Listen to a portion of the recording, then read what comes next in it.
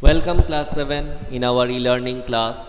Today we will start our term 2 syllabus and the first chapter is markets around us. I have written on the board also term 2.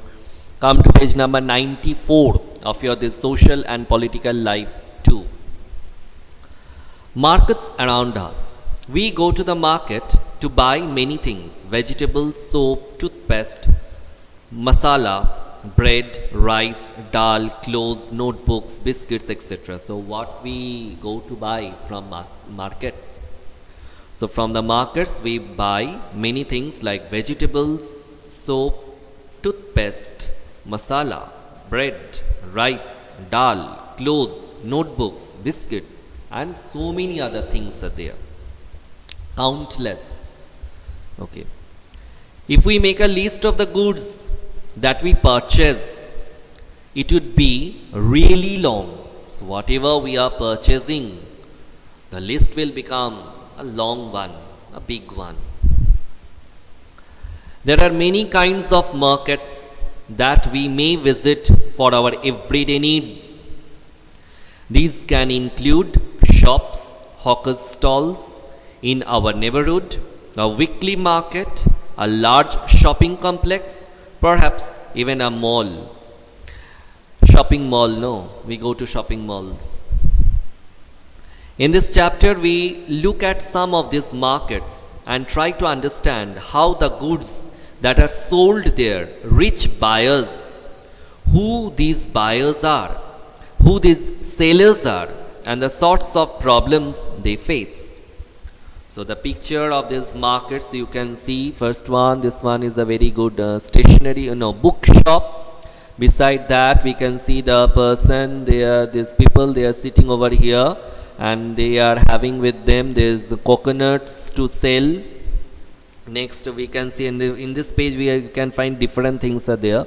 Then the garments shop, that means a clothes shop, garment shop better to say, garment shop. Then something else is there, stationery shop I hope. Then a shopping mall is also there.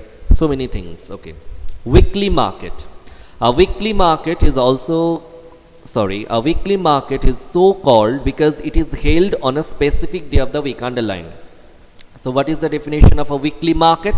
A weekly market is so called. It is so called because it is held on a specific day of the week. Weekly markets do not have permanent shops. Traders set up shops for the day and then close them up in the evening. Then they may set up at a different place the next day. There are thousands of such markets in India. People come here for their everyday requirements. So we can find that there is traders of these weekly markets, what they do, they set up shops for the day, for the particular day, and then close them up in the evening. Then they may set up at a different place the next day. That means that's why it is said it is not a permanent shop. Once a week these traders, they come here with their things to sell, with their commodities to sell. Many things in weekly markets are available at cheaper rates. This is because when shops are in permanent buildings, they incur a lot of expenditure. They have to pay rent, electricity, fees to the government. All these things are there. You underline that the permanent shops, what they have to do, they have to pay or they have to incur a lot of expenditure. What are they? They have to pay rent, electricity, then fees to the government, whereas these weekly markets, they don't have to deal with this sort of things. They also have to pay wages to their workers. Underline. In weekly markets, these shop owners store the things they sell at home. Most of them are helped by their family members and hence do not need to hire workers.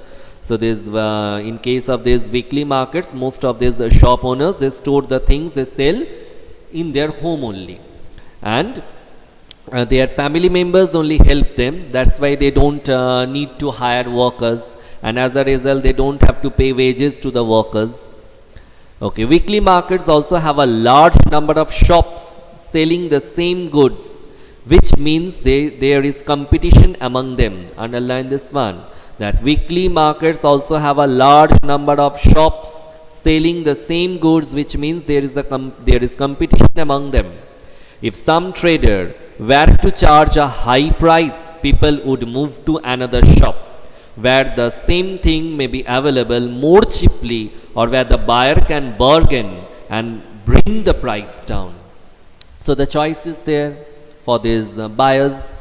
What they can do, they can either bargain and bring the price down, or they can move to another shop where they can get the same thing, might be at cheaper rate.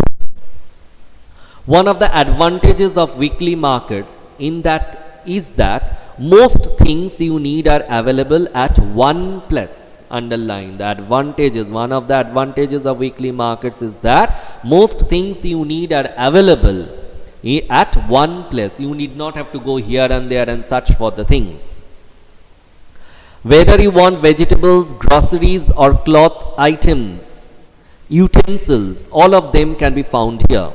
You do not have to go to different areas to buy different things. People also prefer going to market where they have a choice and a variety of goods. So let's see what Samir, seller of clothes, what he's selling. Samir is a small trader in the weekly market. He buys clothes from a large trader in the town and then sells them in 6 different markets in a week. He and other cloth sellers move in groups. They hire a minivan for this. His customers are from villages that are near the marketplace. At festival times such as during Deepavali or Pongal, he does good business. So children, just put a tick mark up to this one. Today up to this, and in our next class, it might be offline video class or it might be live class. We will proceed with this next part of the chapter, that is shops in the neighborhood. Till then, take care of yourself and study properly. Bye all of you. Stay safe, stay healthy.